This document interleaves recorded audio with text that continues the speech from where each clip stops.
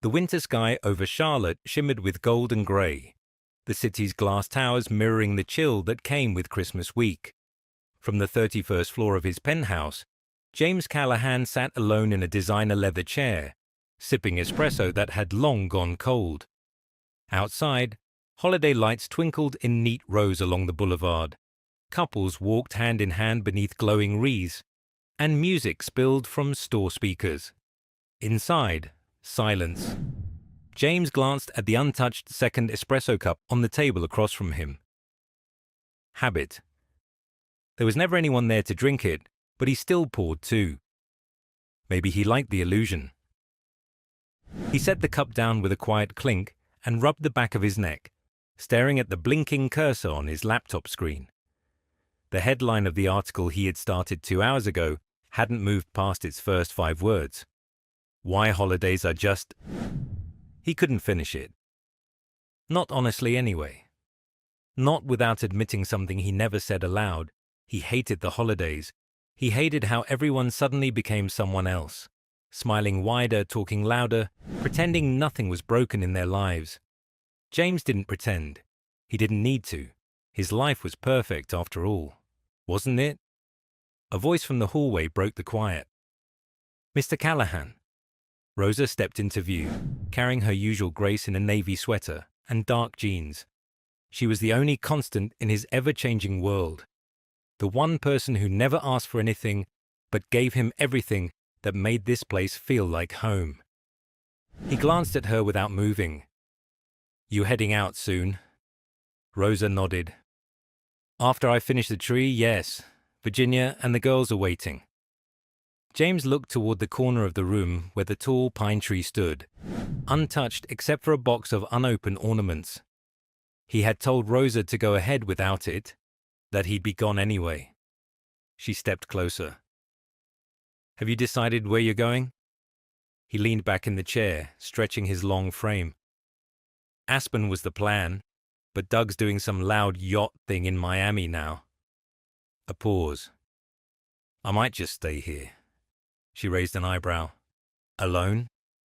"It's not new." Rosa didn't respond right away. She adjusted the corner of a throw pillow on the couch, more out of habit than need. Then, almost casually, she said, "You know, Virginia's cooking this year. She's terrible at turkey, but her pecan pie might convert you." James smirked. "You inviting me to your place?" Rosa didn't smile back.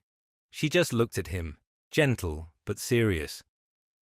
"I'm saying, it's quieter up there. Simple. You might like it more than you think." He chuckled under his breath.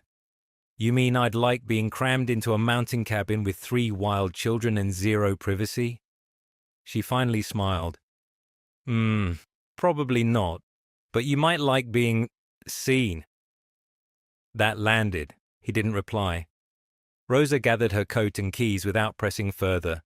Just before leaving, she turned and added, "If you change your mind, we'll have a chair for you. Even if it's a folding one." The door clicked softly behind her. James stared at the empty espresso cup again. He spent the rest of the day bouncing between distractions, answering emails no one cared about, clicking through streaming services without choosing a movie, scrolling past holiday posts of fake smiles and captioned gratitude. By evening, the condo felt colder, bigger. He stood at the massive window, watching the city turn its lights on like a stage show. Somewhere across town, people were sitting down to dinner, telling stories, laughing badly at old jokes, clinking cheap glasses. His reflection looked hollow in the glass. The next morning, James packed a bag. He didn't overthink it, just threw in jeans, sweaters, boots. Something about the quiet in Rosa's voice the night before hadn't left him. It hadn't begged him. It hadn't guilted him. It had simply told the truth. By mid-afternoon, his Range Rover was heading west toward the mountains. The skyline faded, replaced by winding roads and frost-covered trees. The higher he climbed, the more silence wrapped around him. Not the kind he hated, but the kind that held space for something else. Rosa's tiny home appeared around a bend. nestled in a cluster of evergreens. It wasn't tiny in the gimmick sense, just modest, worn, lovingly patched over the years. A handmade wreath hung crookedly on the door. Smoke drifted from the chimney. Wind chimes jingled in the breeze. He hesitated at the end of the gravel drive. Maybe this was a mistake. Before he could back out, the front door opened and Rosa stepped onto the porch, her eyes widening. Then came a smile. Real, soft, a little surprised. "I wasn't sure you'd come." James got out slowly, unsure of what to say. "You were right about the quiet." From inside, children's laughter exploded like a cannon. Someone screamed, "Grandma!" and footsteps thundered toward the door. Rosa turned with a mock scowl. "Inside voices!" "Who's that?" a small voice called out. James took a breath, stepped forward. "I'm just visiting." Then, another figure appeared in the doorway, tall, poised, holding a dish towel. Her brown curls were tied back loosely, her sleeves rolled. She had flour on her cheek and calm in her eyes. Virginia. She didn't smile, just looked at him for a long moment, trying to place him in this setting. James raised a hand, awkward. "Hi." "Hi," she replied carefully. "You lost or something?" Rosa cut in with a laugh. "Virginia, this is Mr. Callahan. He decided to take me up on the invitation." Virginia wiped her hands, nodded. "Well, hope you like noise." He smiled faintly. "I think I need it." As he stepped inside, the smell of cinnamon, wood smoke, and something slightly burnt filled the room. Coats hung on a crooked rack. The couch was patched but soft-looking. A child peeked out from behind a curtain, giggling. This wasn't a place built for show. It was built for staying. And for the first time in a long time, James wasn't sure if he wanted to leave. He wasn't sure of anything anymore, except that he was exactly where he needed to be. The door shut behind James with a gentle click, but the sound echoed in his ears like a slammed gate. Inside Rosa's home, warmth wrapped around him in a way that felt foreign, almost intrusive. The walls were painted in a soft, sun-worn yellow. String lights dangled lazily across the ceiling. Family photos lined a crooked shelf above the couch. The twins' drawings were taped all over the fridge. Crayon stick figures, rainbows, and a shaky rendering of what appeared to be a dancing turkey. Virginia wiped her hands on a towel and crossed her arms. Her eyes studied James like he was a misplaced item in the room. "So," she said plainly, "this is unexpected." James tried to sound at ease. "Well, Rosa invited me. I figured I'd take her up on it." "She also invites the mailman in for coffee when it's cold out," Virginia replied, folding the towel neatly. "Doesn't mean she expects him to move in." Rosa, who had disappeared briefly down the hallway, re-emerged with a basket of laundry and gave her daughter a look. "Virginia." "What?" Virginia's voice softened, but only slightly. "I just want to know how long our guest plans to stay. We're not exactly stocked for company." James glanced toward the front door, then back at her. "A couple days, if that's okay." Rosa gave him a warm nod. "You're welcome here. It's just a little full, that's all. But we're used to squeezing in. We've got 1 sofa, 2 beds, 3 kids, and 0 spare rooms," Virginia added. "So yeah, we squeeze." James managed a polite smile. "I'll try not to take up too much air." The girls came barreling into the living room, giggling, breathless from chasing each other. When they saw James, they froze. One of them whispered loudly, "Is that the man from the picture?" Virginia sighed. "Mia." James blinked. "What picture?" Ella, the bolder twin, pointed to a tablet on the table. "The Christmas fair one. You and Aunt Virginia. You were laughing." He raised an eyebrow. "Laughing?"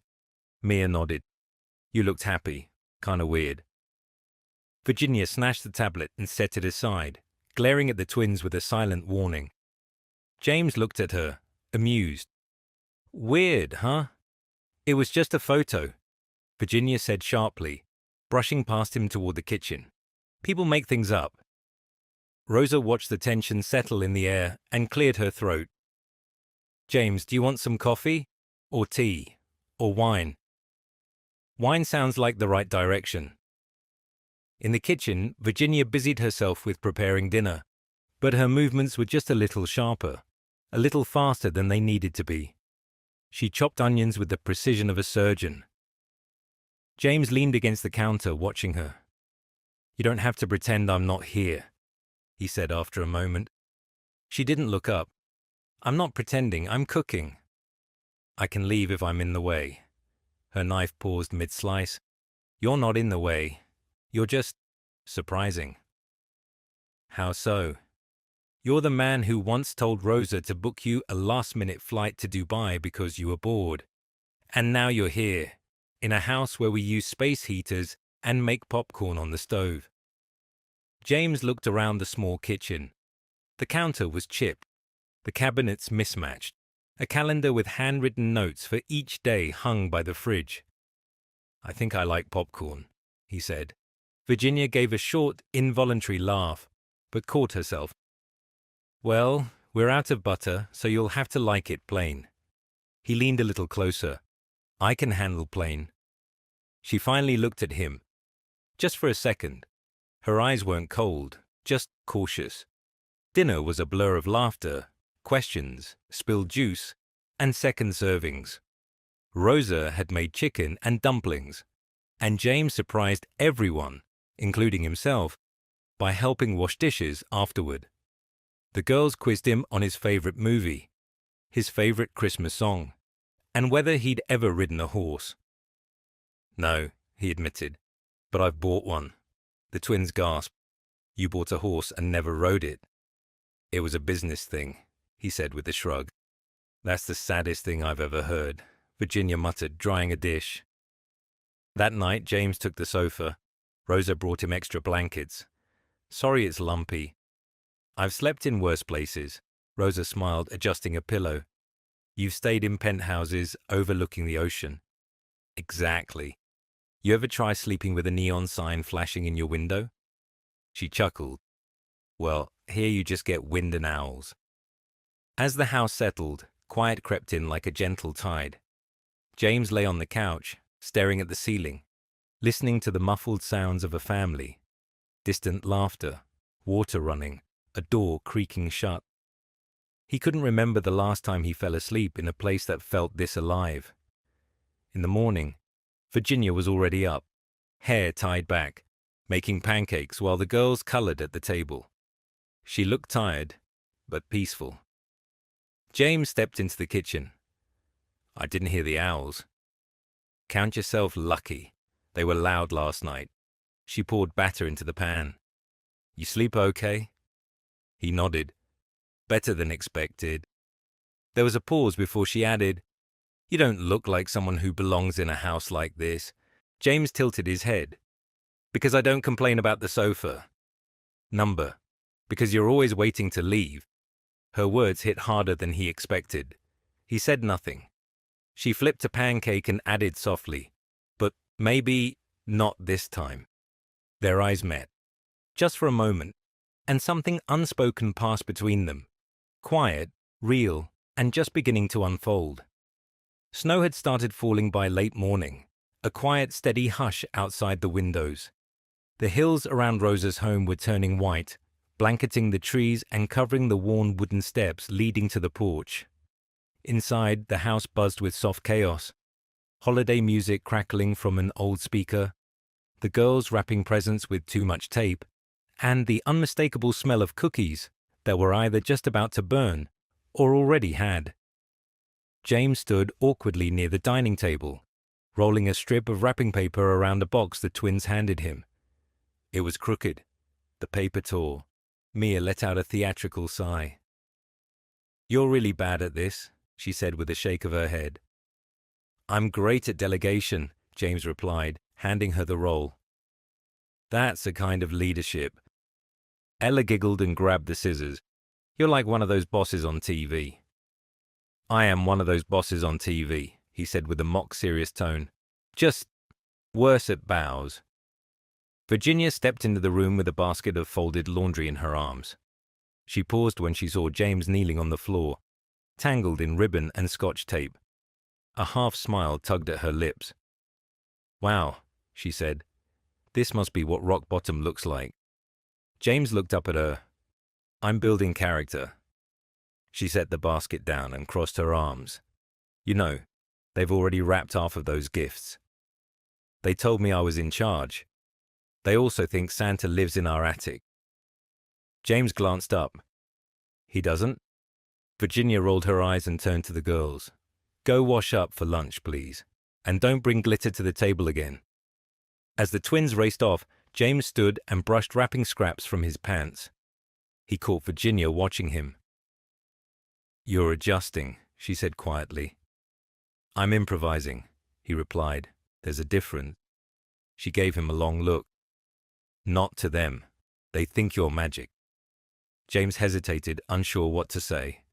That word, magic, sat strangely in his chest. He didn't feel like magic. He felt like a man trying not to ruin what little light someone else had made. "They'll get over it," he said finally. "I hope not," Virginia said. "They could use a little more belief in things."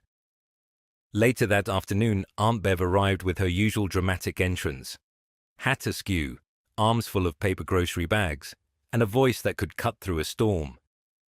"Who parked the spaceship in the driveway?" she called, stepping inside. Rosa hugged her, laughing.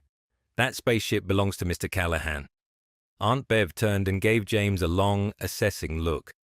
"So you're the one disrupting our ecosystem." "Only slightly," he said with a cautious smile. "Well," she said, squinting at him, "you've got a polite voice. That's promising." As the evening rolled in, the cabin grew even cozier. Lamps lit corners with golden warmth. The radio played soft jazz. The kids set up a makeshift talent show using a broomstick as a microphone, and James found himself sitting cross-legged on the floor, holding a notepad labeled Judge Number 2. Virginia sat beside him, her legs stretched out, a warm mug of tea between her palms. "You always this good with kids?" she asked quietly as the twins performed a chaotic rendition of Jingle Bells. He shook his head. "Number, I usually just buy them stuff." "And that works?" "Sometimes, until they figure out it doesn't mean anything." Virginia's gaze shifted toward him, thoughtful. "You say that like you know from experience." James didn't answer at first. He watched the girls finish their song and bow dramatically. "I didn't grow up with much warmth," he said finally. "Or magic. My parents were present, but not really there. I spent most of my time around people who were paid to be polite to me." Virginia didn't speak, but her silence wasn't cold. It was listening. "I guess that's why I work so much," James added. "It gives me an excuse not to notice when everything else is empty." She looked at him for a long moment, then offered a soft reply. "That's a heavy thing to admit." "I didn't mean to. Must be the tea." Virginia smiled gently, then sipped from her mug. "It's peppermint and trauma. Very effective." They both laughed, quiet, sincere. It felt like the kind of laugh that took weight off the room. After the twins had gone to bed and Aunt Bev had retreated to the guest room with a mystery novel and her nightly chamomile, James lingered in the kitchen while Virginia wiped down the counter. He reached for a dish towel. "Let me help." "You already did dishes yesterday," she said, not looking at him. "I've got momentum." She glanced at him sideways. "You know, you don't have to prove anything here." "I'm not trying to." "Then why are you really here?" James set the towel down. "Honestly, I don't know. I just couldn't take another Christmas alone in that condo." Virginia paused, then said softly, "You ever think maybe you were meant to be here?" He looked at her. "Do you?" She hesitated, eyes holding his. "Sometimes life gives you a door. Doesn't mean you have to walk through it. But if you do, maybe don't stand in the doorway." The house settled into deep quiet, the kind only found in mountain cabins, where snow muffles the world and time feels like it pauses to listen. James stayed standing in the kitchen even after Virginia disappeared into the hallway. He stared out the window into the falling snow, heart heavier than it had been in years, but not in a way that hurt, in a way that reminded him he could still feel. The next morning, James woke to the smell of cinnamon and the low hum of voices. The house was already in motion, alive with the quiet clatter of breakfast and the soft sound of feet on creaking floorboards. He blinked against the faint light filtering through the living room curtains, still wrapped in the extra quilt Rosa had given him. For a moment, he just listened. There was something grounding about the noise. It didn't demand anything from him. It just existed. He sat up, stretched, and caught sight of a small note folded neatly on the coffee table. "Coffee's hot. The girls are outside. You're welcome to join. Virginia." He smiled without realizing it. Outside, snow blanketed the yard in smooth, undisturbed layers. The twins were bundled in oversized coats, hurling snowballs at a barely standing snowman, while Aunt Bev supervised from a lawn chair, wrapped in a crocheted blanket like royalty. James stepped out with a steaming mug and nodded toward Virginia, who stood on the porch, with her hands tucked in her sleeves.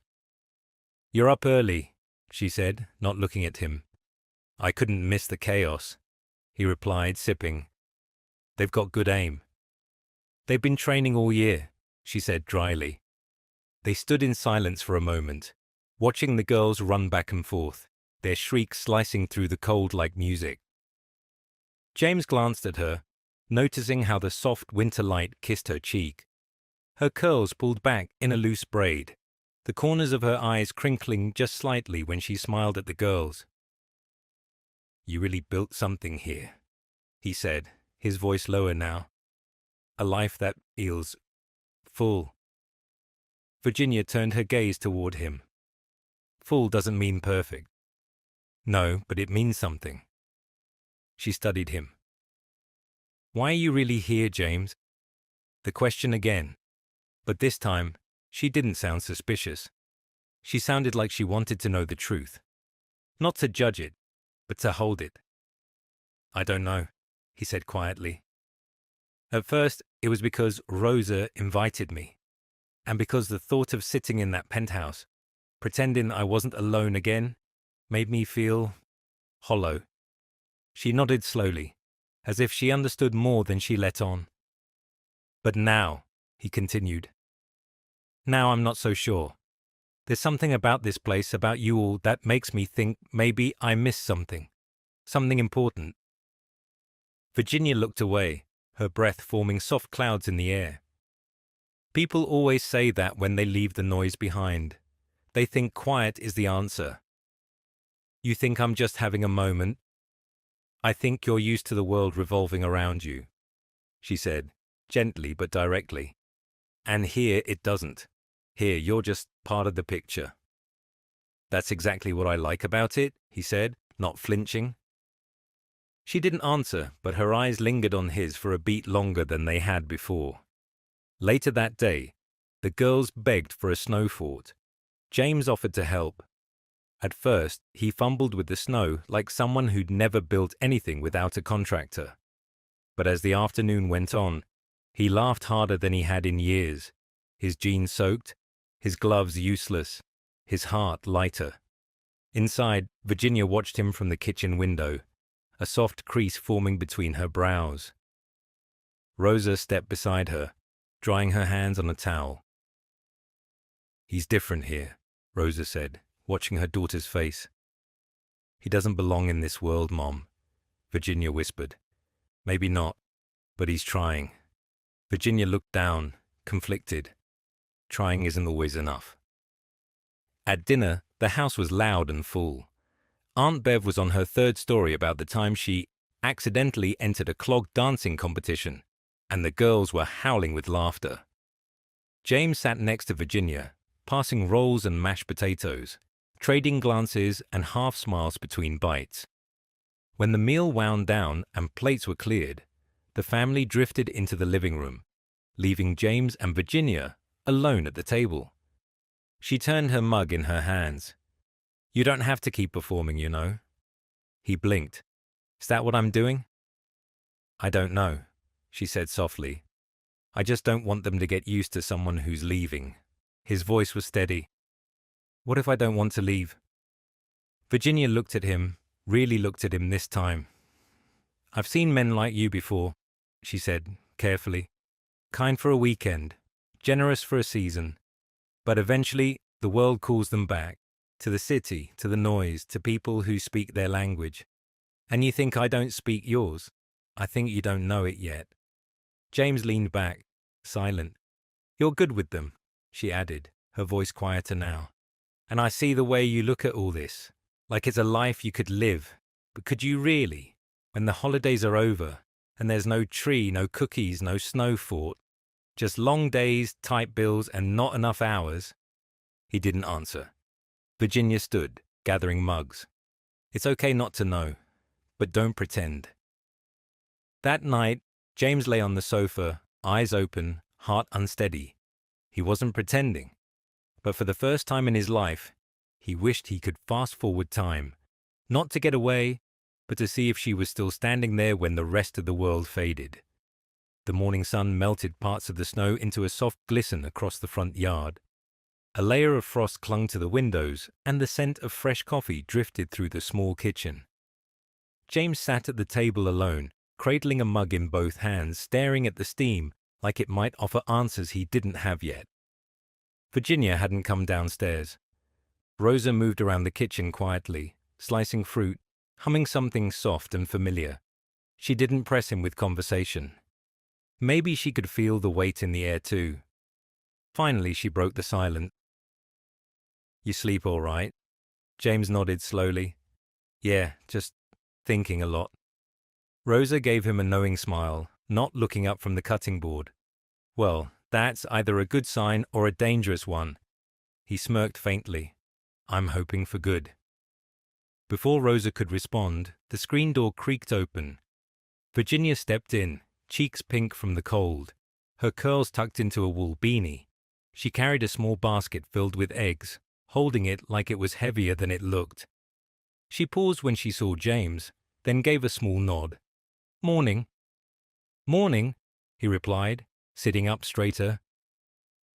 She walked past him, set the basket on the counter, and peeled off her gloves. Her expression was unreadable, and her silence felt purposeful. James cleared his throat. I was thinking of going into town today." Virginia turned just slightly. "Town? There's a market, right? Maybe I could grab a few things. Help out." She eyed him, skeptical. "You want to shop for groceries?" He shrugged.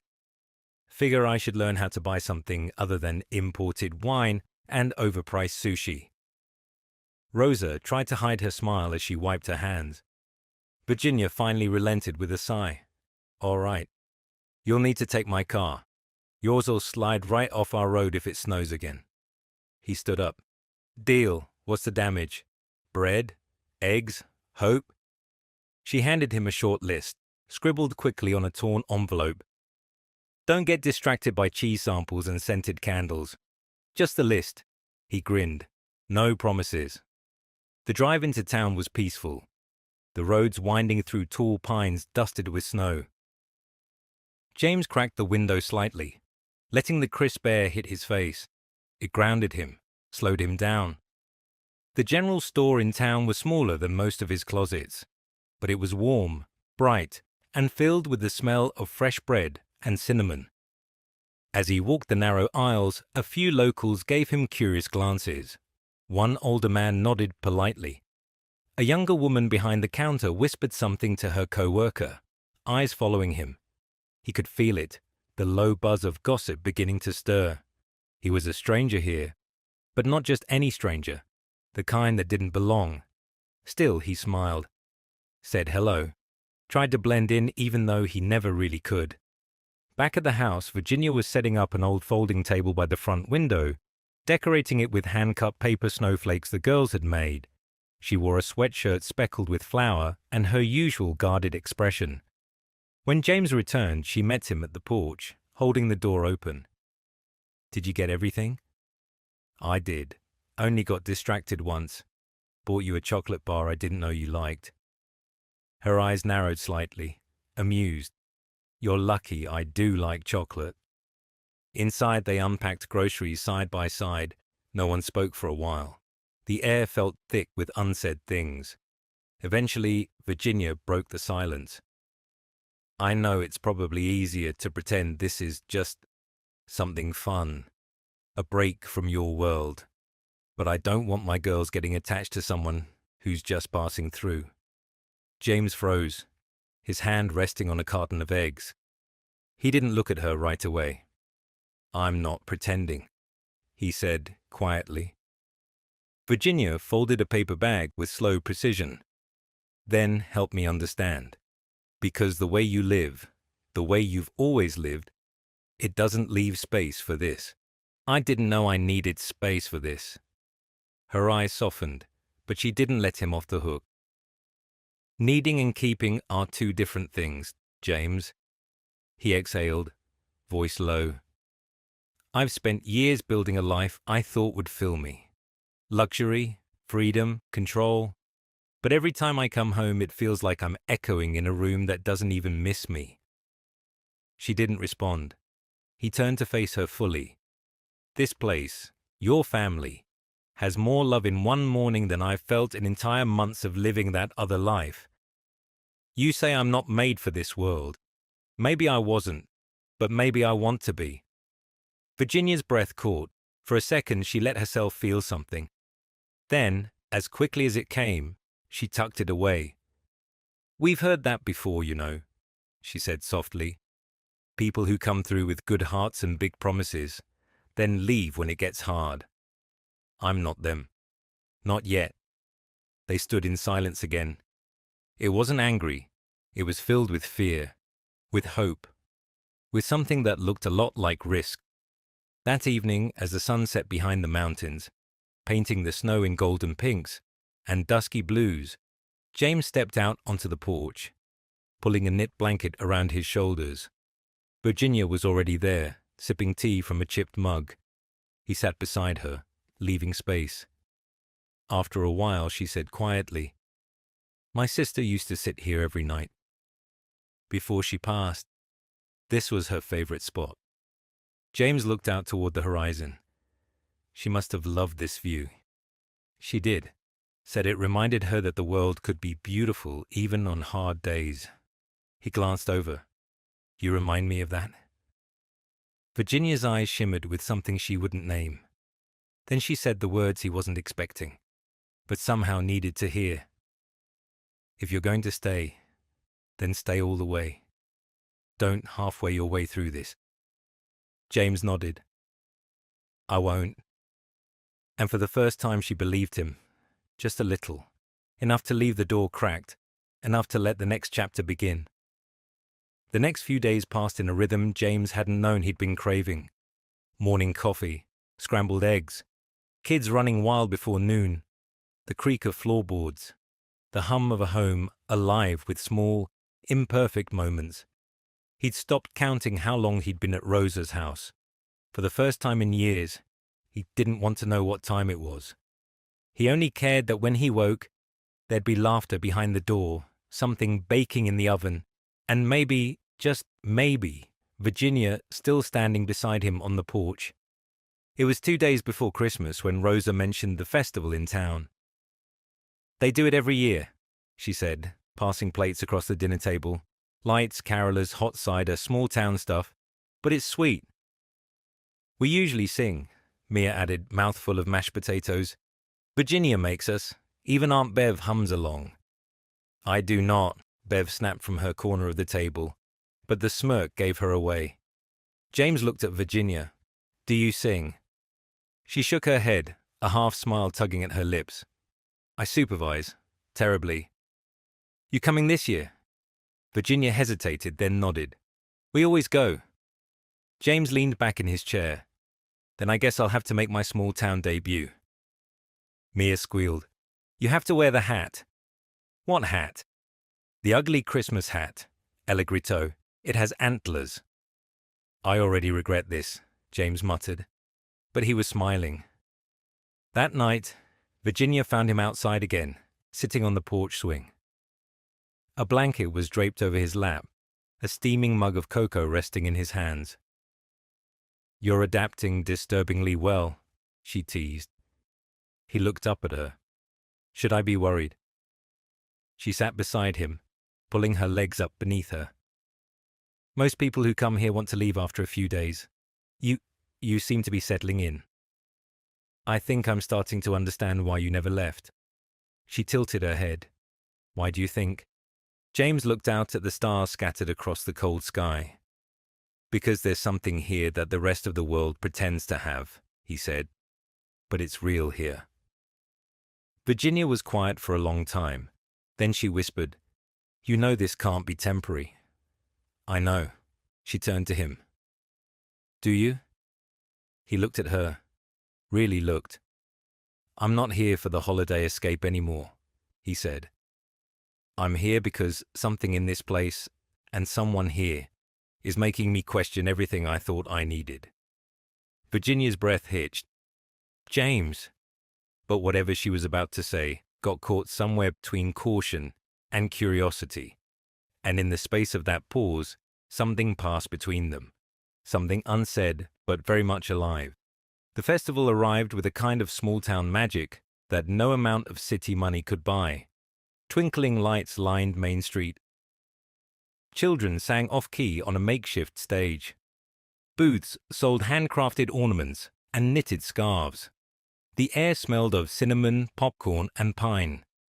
James walked alongside Virginia and the girls, bundled in borrowed scarves, a ridiculous red hat with antlers bobbing above his head.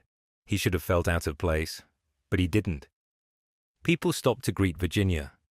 A man handed her a cinnamon roll with a wink. An older woman hugged her like they'd known each other for years, which, of course, they had. James watched it all unfold like a man watching a life he didn't know he needed, until he was in the middle of it. When they reached the center of the square, the kids ran off to join the others near the cocoa stand. James and Virginia lingered behind, the lights from the tree casting a soft glow over their faces. He leaned a little closer. So, do I pass for local yet? She glanced at him. You look like a lost tourist in a Christmas commercial.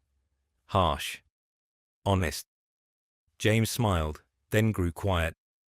Do you ever think about leaving? Virginia looked up, surprised. What? This town, the routines. Ever wonder what it would be like somewhere else? She shrugged. Sure, when the roof leaks or the car won't start. But then I think about the things I'd lose, like the girls running barefoot in the summer, or Mom humming in the kitchen, or Bev's terrible jokes. He nodded slowly. Sounds a lot like home. She met his gaze. It is. A few yards away, someone with a camera took a photo. Quick, unobtrusive, but enough that James noticed. He frowned slightly. Something wrong? Virginia asked. Just someone from the crowd took our picture. They probably thought we were cute, she said, brushing it off. But James couldn't shake the feeling. That night, back at the house, he scrolled his phone in the dark, lying on the couch long after the rest of the house had gone quiet. And there it was, on a small local blog called Trina's Corner, a grainy photo of him and Virginia, standing close, their faces softly lit by Christmas lights. Charlotte, millionaire spotted getting cozy in tiny town festival. James stared at it, pulse flickering in his throat. He hadn't thought anyone here would care. He hadn't thought anyone would look. He should have known better. The headline didn't matter, not yet. But he knew the story wasn't going to stay small. And what terrified him more than the blog, more than being found out, was that Virginia had no idea what could come next. By morning, the snow had stopped, leaving a thin, glittering crust over the porch railings and the tops of trees. James stared at it through the living room window, but his mind wasn't on the weather. It was on the photo, the blog, the words printed under his face, and Virginia's. His phone buzzed again. Another notification. A friend from Charlotte. Then 2 more. One of them. "What are you doing up there, James? This some kind of PR stunt?" He turned off the screen and dropped the phone onto the couch like it burned. "Something wrong?" Rosa's voice was soft from the kitchen. He hesitated before turning. "Just saw something online." She stepped into view, drying her hands. The kind of something that means trouble. James nodded, slowly. "They posted a photo at the festival. Me and Virginia. It's on a gossip site."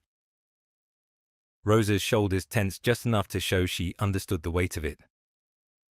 "Does she know?" "Not yet." Rosa paused, folding the dish towel. "James, this town is small, but the internet isn't, and people love stories they think they understand. I didn't think anyone here would recognize me." "Well," Rosa said gently, "you've got a face people recognize, and now you've got feelings for someone who never asked for a spotlight." He sighed and rubbed his face. "I was just happy. For the first time, I wasn't thinking about who I was to the world. I was just being here." She walked over and placed a hand on his shoulder. "That's a gift, but it comes with the responsibility." Virginia came down the hallway a moment later, her hair still damp from a shower, a fresh sweater tugged over her shoulders. She smiled when she saw him, but the smile faded the second she noticed Rosa's expression. "What's going on?" James stood. "Virginia, we need to talk." The calm in her face flickered. "That never means anything good." He gestured toward the front door. "Can we step outside?" She followed him without a word. The cold hit them fast, biting at their faces. He closed the door behind them, then turned to her, unsure how to say what he needed to. "I need you to know something happened. A photo of us. At the festival. It's online. On some local gossip blog." Virginia blinked, stunned. "What? They didn't use your name. Just mine. But we're both in the shot. And now it's spreading." She looked away, her jaw tightening. "Of course it is." "Virginia, I didn't plan for this. I didn't expect anyone to care. But I'm going to fix it." "Fix it how?" Her voice rose slightly, not loud, but sharp. "With a press release. With some statement about how you were visiting your maid's daughter and it got misconstrued." He winced. "That's not what I'd say. But that's what they'll think. That's what they'll write. And suddenly I'm not a person anymore. I'm a story. A plot twist in the saga of your very public life. Virginia, please." She stepped back, arms crossed. "You said you weren't pretending. But this isn't your world. This isn't your pace. You don't know what it's like to have people question everything about you just because of who you're standing next to." He swallowed hard. "I do know what it's like to be judged. Just maybe not in the same way." She looked at him, her voice lower now. "I worked hard to build a life that wasn't dependent on anyone, especially not someone who can disappear with a single text and go back to a penthouse like none of this ever happened. I'm not disappearing. You might not mean to, but your world will come knocking. It already is." For a moment, neither of them spoke. The wind picked up, swirling the snow at their feet. James looked at her, unsure of what to say next, heart pounding in a way that had nothing to do with the cold. Then the door opened behind them. "Virginia," Rosa called gently, "Aunt Bev's looking for you. Something about the cookie dough being too dry." Virginia nodded but didn't turn right away. She gave James one last glance, full of fear and frustration, and something softer beneath it, something she didn't want to name yet. Then she walked back inside. James remained on the porch, frozen in more ways than one. The photo was just the spark. What came next would be the real test, and he wasn't sure if either of them was ready for the fire. James stayed on the porch long after Virginia went inside.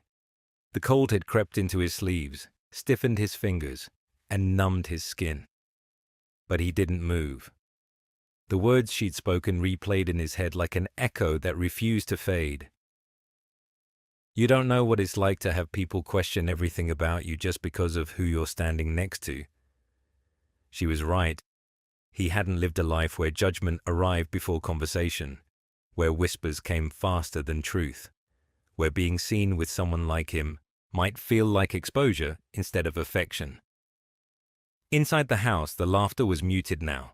Someone turned on the radio, soft Christmas jazz, and the familiar scent of vanilla and brown sugar wafted through the door. It used to feel like comfort. Tonight, it felt just out of reach. He went inside eventually, quietly, hoping to blend into the background. But Rosa was waiting at the kitchen counter, hands wrapped around a mug, watching him with that particular look only mothers possess, the one that sees through politeness. She's hurt, Rosa said gently. James nodded. I didn't want this. I know, she replied, but it's here now. He leaned on the edge of the counter, eyes heavy. What am I supposed to do? Release a statement? Tell the internet it's none of their business? Rosa shook her head. Number, you need to decide what your business is, what you're here for. Because Virginia's not asking for a savior, James. She's asking for someone who won't run when it gets complicated. He exhaled slowly. I don't want to run. Then stand, Rosa said softly, even when it's messy. That night, he barely slept. Every creak of the floorboard, every gust of wind against the siding, felt like a reminder that this place, this world, was fragile, that even good intentions didn't guarantee safety or love. The next morning, the town had changed, not by much, but enough. At the general store, James felt the difference. The cashier, who'd smiled wide at him 2 days ago, now glanced away quickly. An older man near the coffee machine narrowed his eyes as James walked past. Outside, a woman snapped a photo with her phone, pretending to check her messages when he caught her. He returned to the car and sat for a long moment, gripping the steering wheel. Then his phone buzzed again. A text from Doug. Saw the blog. You all right? You need me to do damage control? James stared at it, thumb hovering. He typed, Don't touch it. I'll handle it. He didn't know what handle meant yet, but he knew it couldn't come from behind a screen. Not this time. Back at the house, Virginia was in the backyard with the girls, helping them build what looked like a snow sculpture of a reindeer. Ella's mitten had fallen off. Mia had frosting on her face from sneaking cookies inside. James stood at the edge of the porch and watched. Virginia noticed him, but didn't call out. He took a few steps forward, slow, careful. Need help? He asked, stopping just short of the snow pile. Mia perked up. We're making Blitzen. I can see that, he said, smiling gently. Looks like he's had a rough flight. Virginia wiped her hands on her jeans, rising to meet his eyes. She didn't smile. I didn't tell them, she said quietly. About the blog. I figured. I don't want them thinking love makes life harder. James swallowed. Does it? Sometimes, she said. Especially when it's real. They stood there, snow crunching under their boots, the world around them quiet in that winter sort of way. Virginia, he said slowly, I can't control the noise, or the headlines, or how people see us. I know, she replied, but can you handle it when they stop smiling at me in the store? When people wonder if I'm with you for the wrong reasons? When the girls hear whispers they don't understand? He looked at her, not with guilt, but with something deeper. I don't want to be a storm that ruins what you built, he said, but I also don't want to leave pretending like this never mattered. It did matter, she whispered. It does. That's why it hurts. He took a careful step closer, then let me stay. Not to hide from the noise, but to prove it doesn't decide who we are. Virginia looked at him for a long moment, and in that look, James saw the ache of someone who had always braced for things to end. I need time, she said. He nodded. I can give you that. As the girls called her back to fix Blitzen's tail, she turned, but before walking away, she said one more thing. "Standing still is the easy part, James. It's what you do after that counts." And with that, she returned to the snow, her laughter echoing just a little softer than it had before. But it was still there, and that was enough. For now. It was Christmas Eve, and the house smelled like cinnamon rolls and pine needles and too many candles burning all at once. Aunt Bev had strung popcorn on a thread and draped it around the window like it was a masterpiece. The twins were buzzing around the living room in matching pajamas, singing 2 different holiday songs at the same time. Rosa hummed in the kitchen. Everything felt warm and familiar, except James. He stood at the edge of it all, watching. Present, but not quite inside it. Virginia hadn't said much to him all day. She wasn't cold, not exactly. Just distant in a way that made James question every moment they'd shared. Every laugh, every glance. He'd never felt this uncertain in a room full of people who had, without hesitation, made space for him. He was refilling mugs of cider when the knock came at the door. It wasn't loud, but it cut through the noise like a sharp wind through a crack in the window. Rosa opened it with a curious smile, then blinked, surprised. "Well, I'll be." "Doug." James's voice came from behind her, stunned. Doug Harper stepped inside, grinning like he owned the place, scarf tossed casually around his neck. "Merry Christmas, brother. You didn't think I'd let the holidays go by without checking on my favorite recluse, did you?" James stepped forward. "What are you doing here?" Doug looked around the small, bustling house like he'd stepped onto another planet. "I figured I'd see this little getaway for myself. Word's gotten around." James narrowed his eyes. "You flew all the way here because of a blog post?" Doug laughed. "Let's just say your name in a headline tends to catch attention in our circle. A few board members reached out. Some investors are curious." Virginia had stepped into the room now, arms crossed, eyes sharp. Doug glanced at her, giving a once-over that wasn't rude, but wasn't subtle either. "You must be Virginia." "I am," she replied calmly. "And you are?" "Doug Harper. James and I built the company together, and apparently now we share hobbies in small-town tourism." James stepped between them. "Doug, maybe this isn't the time."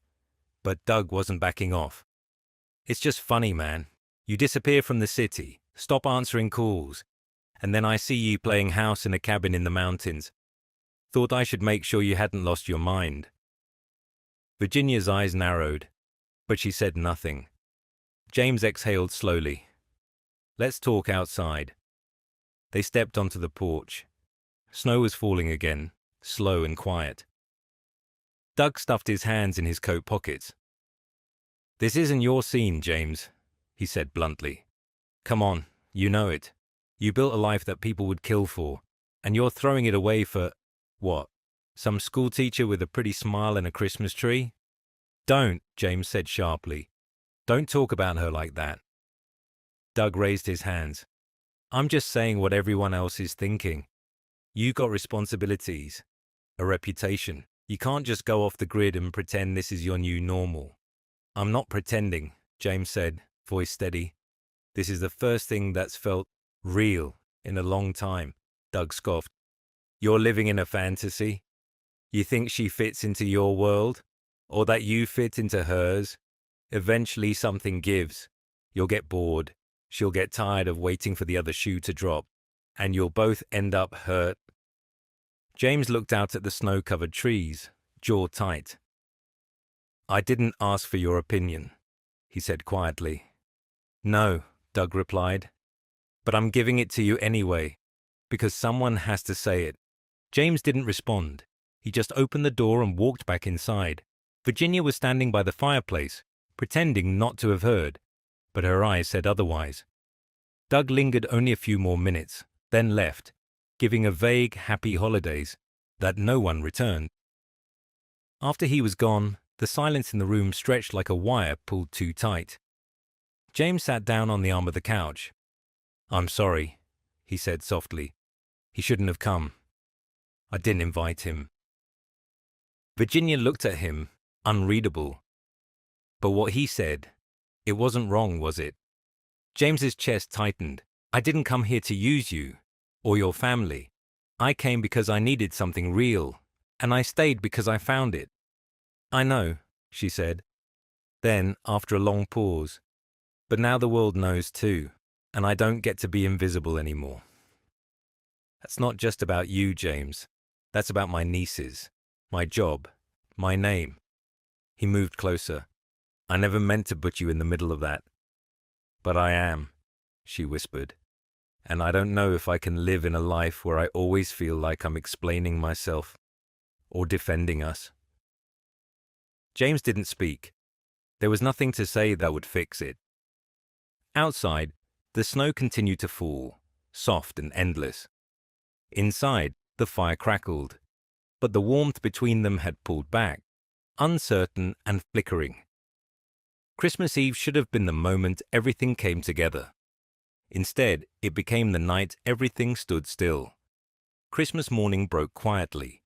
No excited shrieks, no stampede of footsteps, just the soft crackle of the fireplace and the faint hum of Rosa in the kitchen, humming an old melody while stirring something on the stove. The snow had thickened overnight, draping the trees in soft white and dimming the world like someone had lowered the volume on everything. James sat on the edge of the bed, if you could call it that. It was still the couch, still lumpy, still covered in the same plaid blanket. But it had started to feel like a place he knew, a place he might miss. He rubbed his eyes, then glanced at his phone on the table. No new messages, no calls, no headlines. Still, the quiet wasn't comforting anymore. It felt like the waiting room before something ended. He stood and pulled on a sweater, hesitating a second before stepping into the hallway. The twins were whispering in their room. Aunt Bev was snoring softly behind her closed door. Rosa gave him a small smile from the kitchen as she poured coffee. "Merry Christmas," she said. He smiled faintly. "Morning. Breakfast will be ready soon.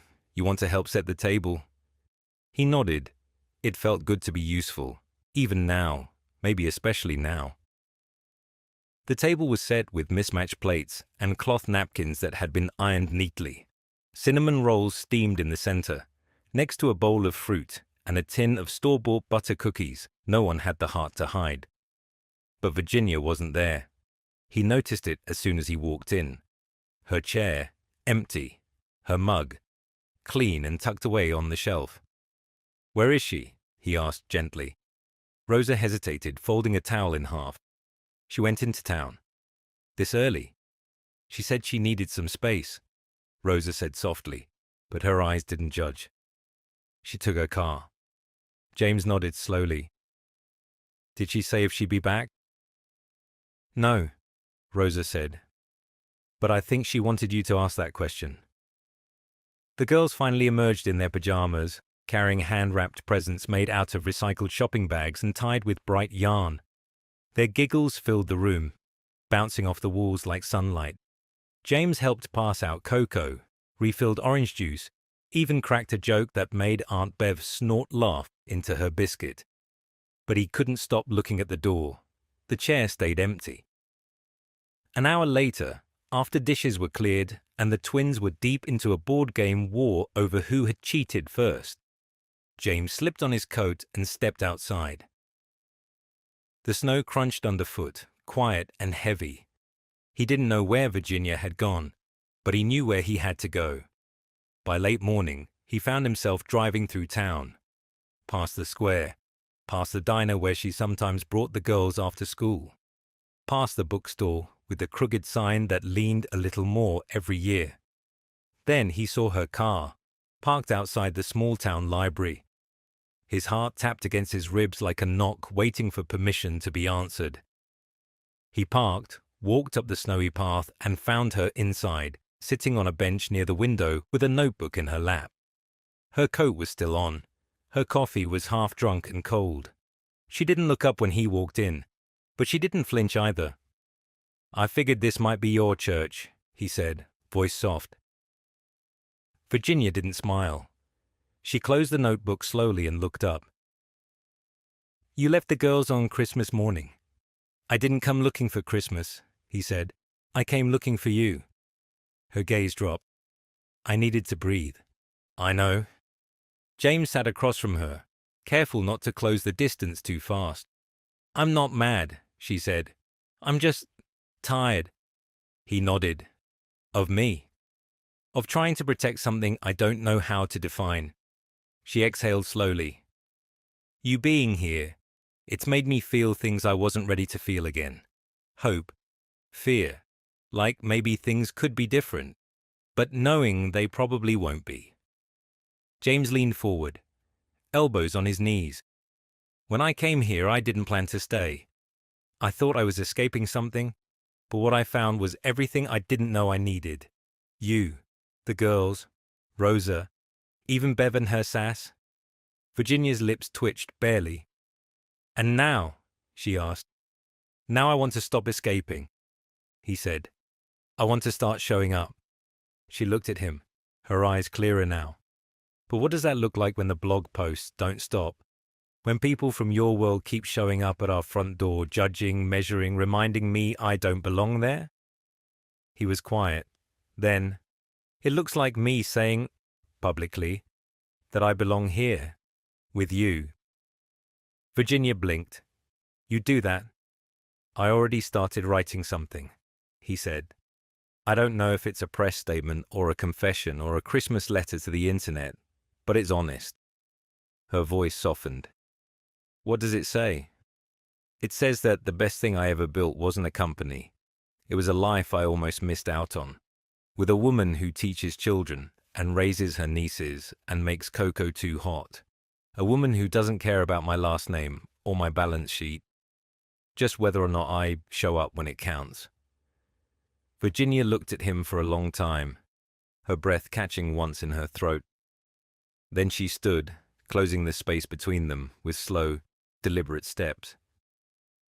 You've got a long way to go, James. I know. You're not a small-town guy. I might never be. But, she said, tilting her head, you might be something better. He smiled, hands still in his coat pockets, not daring to touch her yet. What's that? Humbled, she said, her voice barely a whisper, and maybe, just maybe real. He nodded. I'd like that. A lot. She reached for his hand, held it gently, and in that small, quiet library, with snow falling just outside the window, and Christmas still unfolding back home, something between them finally settled. Not perfect, but real, and it was enough, for this moment, for whatever came next. The silence after Virginia's return wasn't heavy, it was steady, like a rhythm found after chaos. Not perfect, but grounding. She hadn't said much when she stepped back through the door that night. Just nodded at James, let her fingertips brush his when she handed him her coat, and disappeared down the hallway, like she needed time to catch her breath. He didn't follow. He didn't need to. Because she'd come back. Now it was morning, and James stood at Rosa's kitchen counter, hands wrapped around a mug of coffee that had gone cold while he stared out the window. Whatever you're thinking about, Rosa said, not looking up from the pan. You might want to write it down before it slips away. He glanced at her. How do you know I'm thinking? You haven't touched your toast in 10 minutes. That's either heartbreak or you're sick. He smiled, then turned serious. She came back. I saw. But I don't want her to just come back. I want her to know this is where I stay, that I'm not going to vanish when the next uncomfortable thing hits. Rosa placed the spatula down. Then tell her, but don't just tell her, show her, loud and clear. He nodded slowly, then pushed his plate away, stood up, and walked back into the living room. He didn't grab a coat. He didn't check his phone. He grabbed his laptop, opened it on the coffee table, and sat down cross-legged on the floor, like he used to when he was broke and dreaming big. Only now, he wasn't chasing a business. He was about to risk his heart. He opened the camera app, no script, no edits, no pretense, just him. And he hit record. "Hi, I'm James Callahan. If you know my name, it's probably not because of a small-town Christmas or a woman named Virginia, but I hope it is soon." He paused, breath unsteady. "I've been in boardrooms. I've built towers. I've bought silence with money and watched it echo in places that were supposed to feel like home. But nothing ever made me feel like I belonged until I found a tiny house in the mountains, until I met a woman who saw through everything I've ever used to protect myself." His voice cracked. He let it. She didn't ask for this attention. She didn't sign up to be a headline, but she loved anyway. Quietly, fully. And I owe her more than any press release could say. He swallowed hard. So this is me, saying it loud. I'm not in Asheville to hide. I'm here to build a life I didn't know I needed. And if you want to talk about anything, talk about me. Ask me, judge me, but leave her out of it. He looked straight into the lens. "Virginia, if you're watching, I love you, and I'm not going anywhere." He clicked stop. His hands were shaking, but he uploaded the video. No PR team, no captions or filters, just one title, The Real Story. He closed the laptop and leaned back against the couch, heart pounding. Virginia didn't reply that day. She didn't text, didn't knock on the door, didn't even send a niece as an emotional scout. But by that evening, James noticed Rosa scrolling through her phone, a quiet smile playing at the corners of her lips. "Your video's making rounds," she said. "People are listening." He nodded. "I didn't post it for them." "I know. But sometimes, when you speak from truth, it echoes farther than you think." The house was still again. Still in a way that felt suspended, like a breath held between question and answer. Then the knock came. James opened the door, and there she was. Virginia, hair pulled back, eyes red, jacket zipped up like armor she hadn't decided whether to remove. He didn't speak. She held up her phone. "I watched it," she said, voice low, 3 times. He stepped onto the porch. "And?" "I cried, all 3 times." He exhaled. "I meant every word." She nodded slowly, gaze searching his. "Do you know what it meant?" she asked.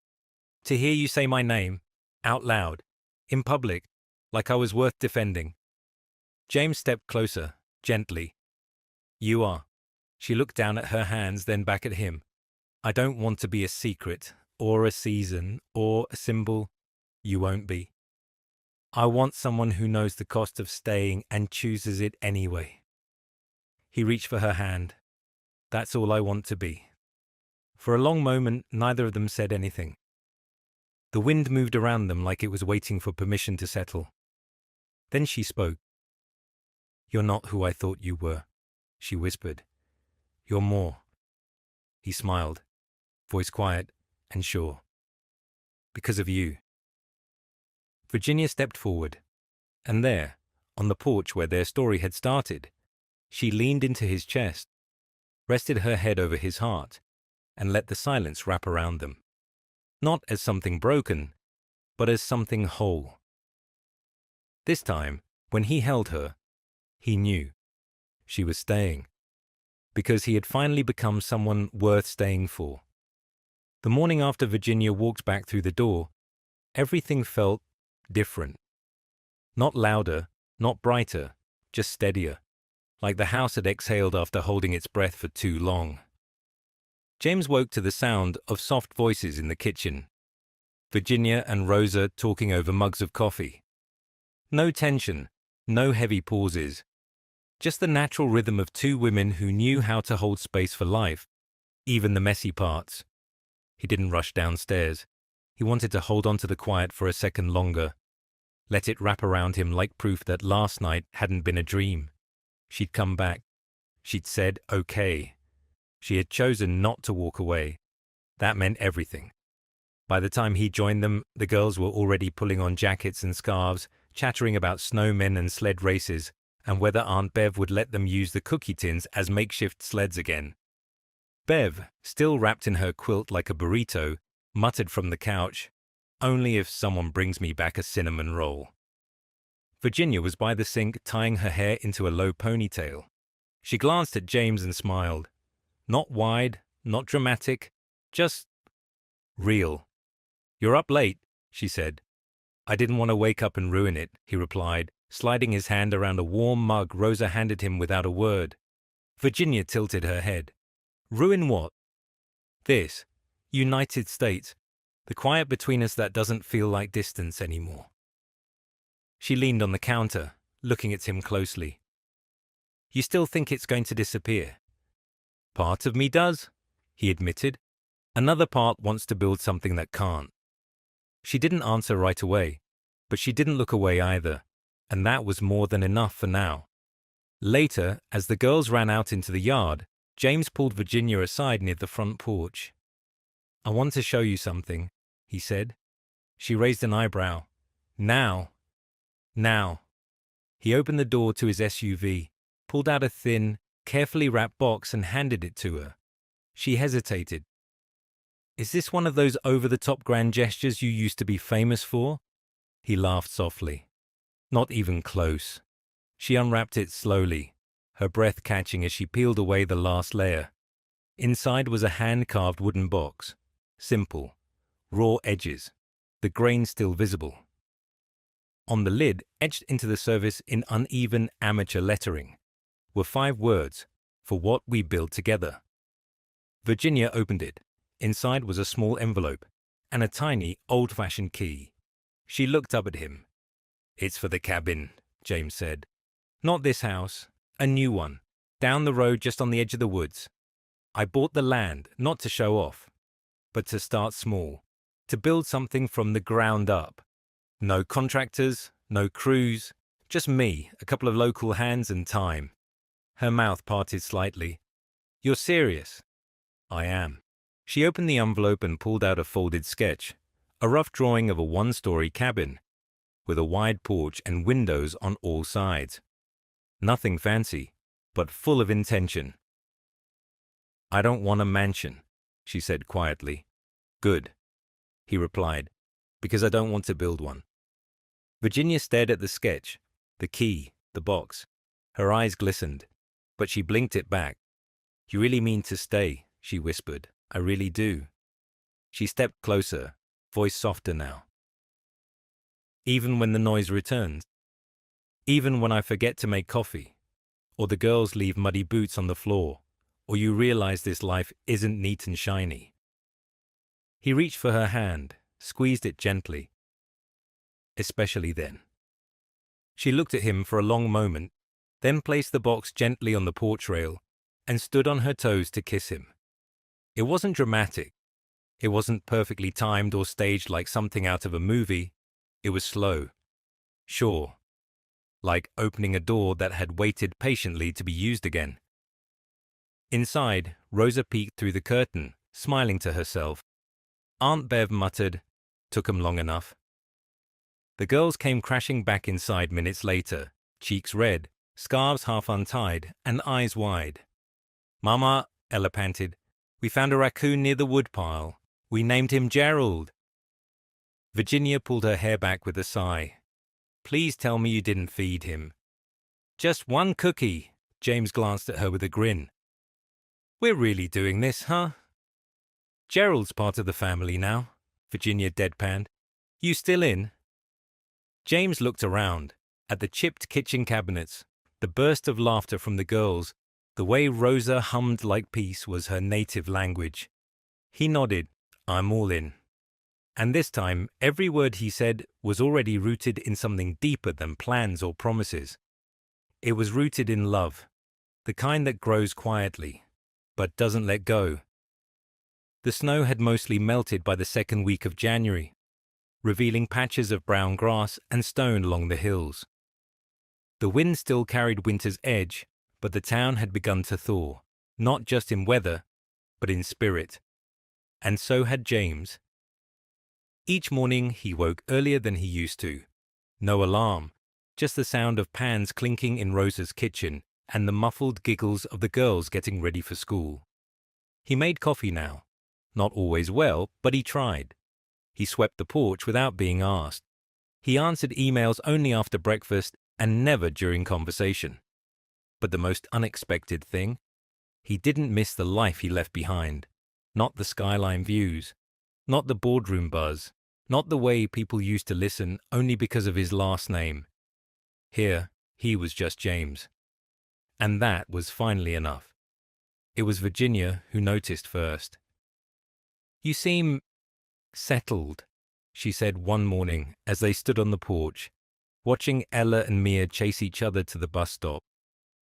He looked over at her, hands in his coat pockets, steam curling from his mug. "I think I am." She tilted her head. "You're still checking your phone." He smiled. "I'm not dead, but I'm not chasing anything anymore. Not the noise, not the headlines." Virginia turned to face him. "You're becoming someone I can picture in this life, not just visiting it."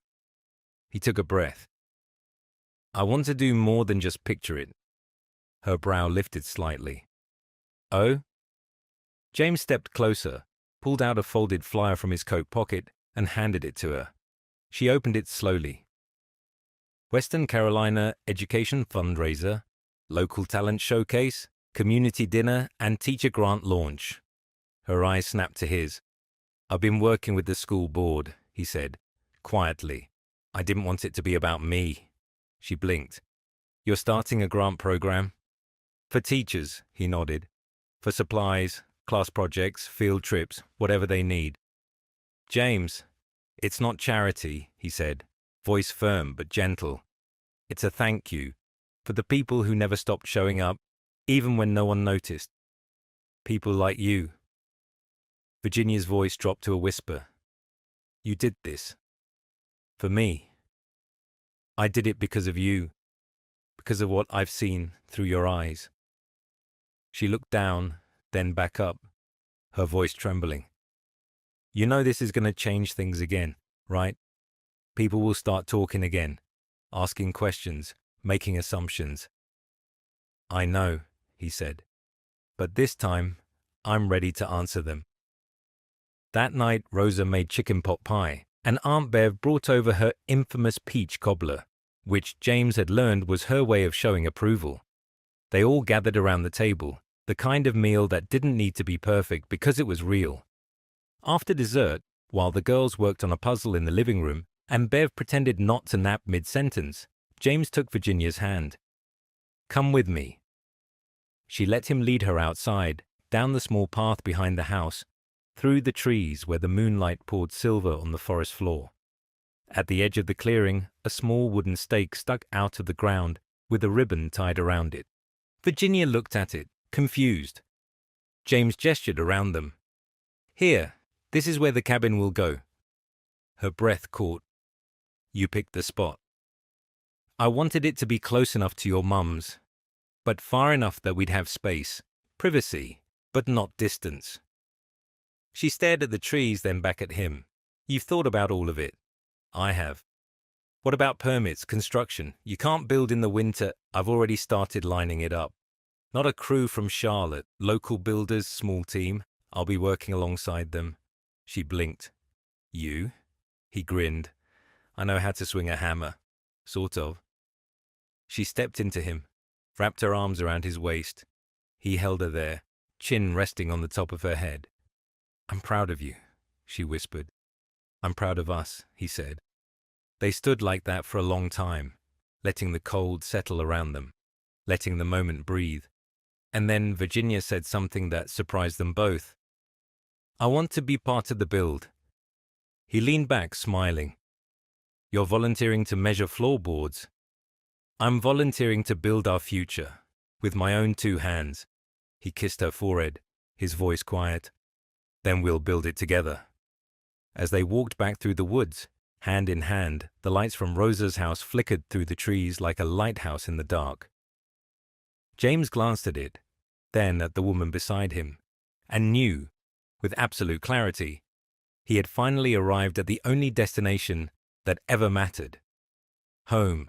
The first frame of the cabin went up on a Tuesday morning, under a sky brushed with soft grey and streaks of hopeful blue. Frost still kissed the tips of the grass, but James didn't feel the cold. Not when he had a toolbox in his hand and Virginia beside him, sleeves rolled up, hair tucked beneath a knitted beanie, laughing as she tried to figure out which end of the level was up. "You're holding it upside down," he said, stepping behind her, gently flipping it over. She smirked. "Maybe I like the world a little off balance." He leaned in, brushing her shoulder with his. "You're lucky I'm finally learning how to measure things right." They laughed, and for a second it was easy to forget that less than a month ago, they'd been strangers orbiting two very different worlds.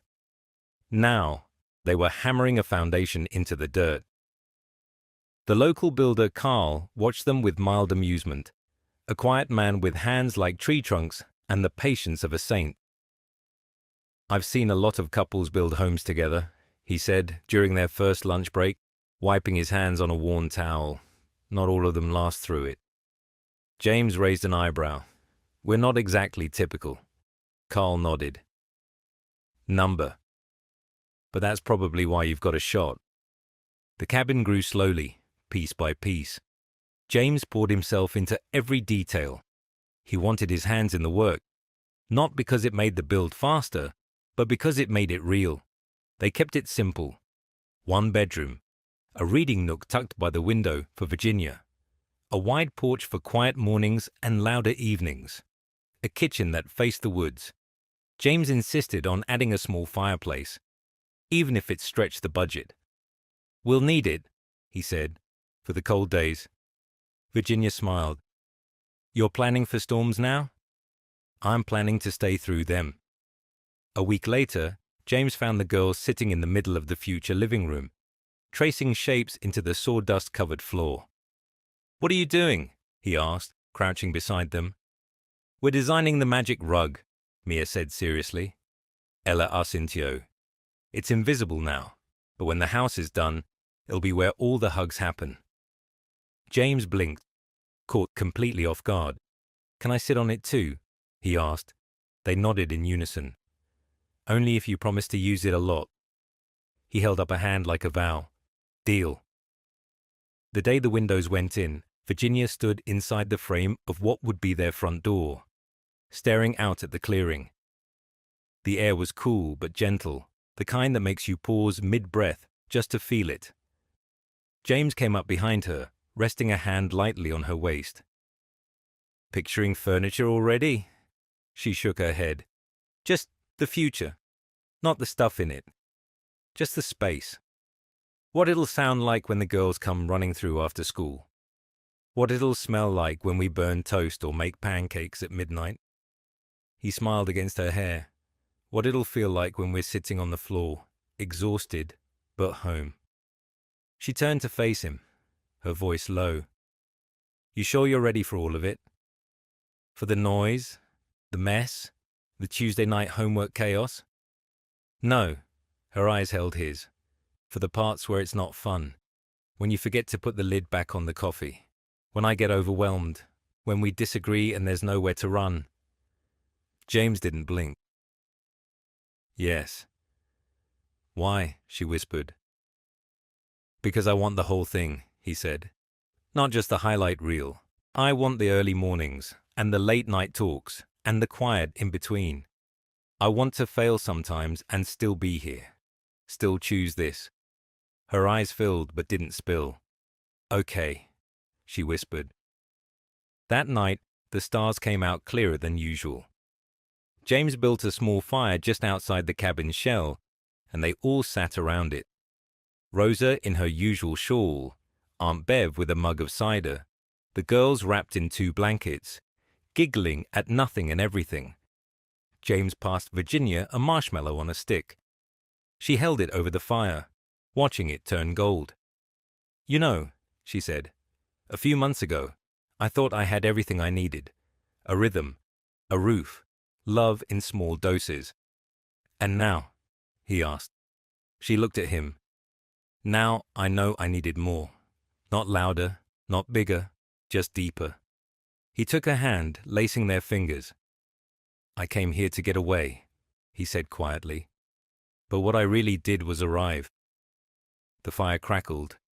The girls started singing a made-up song about Gerald the raccoon and how he stole cookies but returned them with apology notes.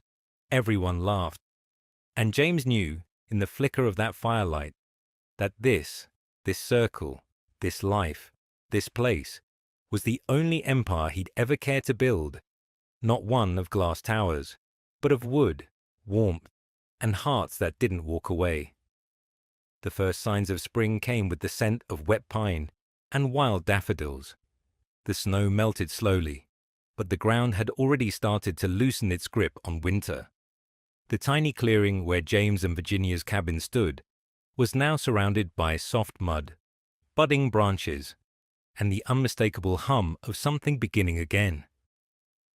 It was early morning, the kind where breath still fogged the air and birdsong felt like a whisper just waking up. James stood barefoot on the unfinished porch, coffee in one hand, a folded letter in the other. The cabin was still a work in progress. Half-painted trim, a back door that creaked too much, tools still leaning in corners like forgotten conversations. But it was theirs, every inch of it. A home shaped by hands, arguments, laughter, compromises. Nothing about it was perfect, but it was honest. And that had become the most important thing. Behind him, Virginia moved in the kitchen, humming under her breath while packing lunches. Ella and Mia were getting dressed for school upstairs, loudly and without urgency. Rosa had just pulled up in her car, honking once like she always did when she wanted someone to come grab her bags, but refused to say so. And today was the day. James looked down at the letter again. It was addressed to the town, no one in particular, just folded neatly, written in his handwriting, and printed on plain white paper. He had asked the local newspaper to publish it. No headlines, no editorials, just words, his words. Because something about closing this chapter, really closing it, meant being seen, fully. No polish, no PR. The screen door creaked open behind him. Virginia stepped out, barefoot too, wrapping her arms around his waist from behind and resting her cheek against his back. "You okay?" she asked. "I am now," he said. She squeezed him once, then stepped beside him, looking out toward the garden patch they'd started clearing together. There wasn't much growing yet, but they had plans. Tomatoes, herbs, peppers, a lemon tree in a pot that probably wouldn't survive the first frost. But James had insisted they try anyway. "I sent it," he said finally. Virginia didn't ask what. She already knew. "I think you'll be proud of it. I already am." They stood there for a few minutes, neither saying anything, just sharing air, light, quiet. Then Virginia turned, gently tugging on his hand. "Come on, you promised you'd help braid Ella's hair. She insists you're the only one who can do the double twist thing now." He laughed. "That's because I bribe her with cookies." She kissed his cheek. "Bribe or not, that's love." James followed her inside. The house smelled like toast and cinnamon. The kind of scent that didn't come from a recipe, but from a rhythm. Lives overlapping, routines forming, small things becoming sacred, without anyone noticing. He helped Ella with her hair, poorly but with great effort. He tied Mia's shoes because she insisted her fingers were too sleepy. He grabbed Virginia's travel mug and filled it just the way she liked. Half coffee, half almond milk, no sugar, no talking before the first sip. As they all spilled out the front door and into the car, James leaned down to kiss Virginia, quickly, softly. Not like a grand gesture, just a habit, the good kind. "Be careful driving," he said. She smirked. "You sound like a husband." He blinked, then, very quietly, said, "Maybe I should be." She froze for a second, a smile playing at the edges of her mouth. Then she leaned in, whispered something in his ear that made him laugh, and climbed into the driver's seat. He watched them pull out of the driveway, heart full and quiet. Later that day, James walked into the local school gym, where the fundraiser dinner was already being set up. Fold-out tables lined with checkered cloths, crockpots plugged into extension cords, paper signs announcing pie auctions and teacher raffles. This was what mattered now. He spotted Trina, the blogger who had first posted about him and Virginia, setting up a booth for her homemade honey. He walked up to her. "Hey." She looked up, surprised. "James Callahan, in the flesh." "I saw what you wrote last week," he said, "about the grant fund." Trina nodded. "You earned that one." James paused, then offered her a warm, real smile. "Thanks for seeing the whole story, not just the beginning." She returned the smile, then handed him a jar. "On the house. Try it on cornbread." "Deal." The dinner began slowly. Families trickled in, teachers chatted. The twins ran around with juice boxes, making bets on how many pies Aunt Bev would accidentally win. Rosa danced with a man from her church, and Virginia, Virginia, stood in the corner of the room, wearing a soft green dress that matched nothing in the room but everything about the night. She walked toward him slowly. "Everyone keeps asking me," she said, tucking a curl behind her ear, "if we're official, if you're staying."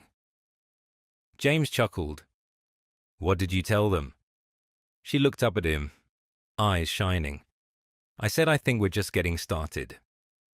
James pulled her close, right there in the middle of that drafty gym, surrounded by people folding napkins and refilling crockpots. "Then maybe it's time I made it more official." Virginia blinked. "What are you—" He reached into his coat pocket and pulled out a tiny hand-carved box. Not velvet, not store-bought, something he'd made with Carl's help. Inside was a simple ring, a single stone, nothing flashy, but everything true. He didn't drop to one knee. He didn't need to. "I want to keep building this life with you. Not because it's easy, but because it's real. And because when I wake up next to you, the world makes sense again." Virginia didn't cry. Not at first. She just nodded. Once, twice, then whispered, "Yes, yes, absolutely." They didn't kiss dramatically. They just held each other. Long enough for the girls to notice, long enough for Aunt Bev to shout something about finally getting to wear her backup dress, long enough for the gym to erupt into applause. Later that night, after everyone had gone home, James and Virginia stood outside the cabin again. The stars were out. The wind had gone still. And James looked around at the house they had built, the family they had become, the woman beside him who had changed everything, not with noise, but with presence. "You know what I've realized?" he said quietly. "What?" "That I didn't escape to this place," he said, voice breaking slightly. "I arrived here, finally." Virginia leaned her head on his shoulder. "And by the end," she whispered, "you didn't just find a home, you became one." He didn't answer. He just held her. And in that stillness, under those stars, with nothing left to chase and everything ahead to build, James finally felt whole. Not because the world had given him peace, but because he'd made it. Right here. With her.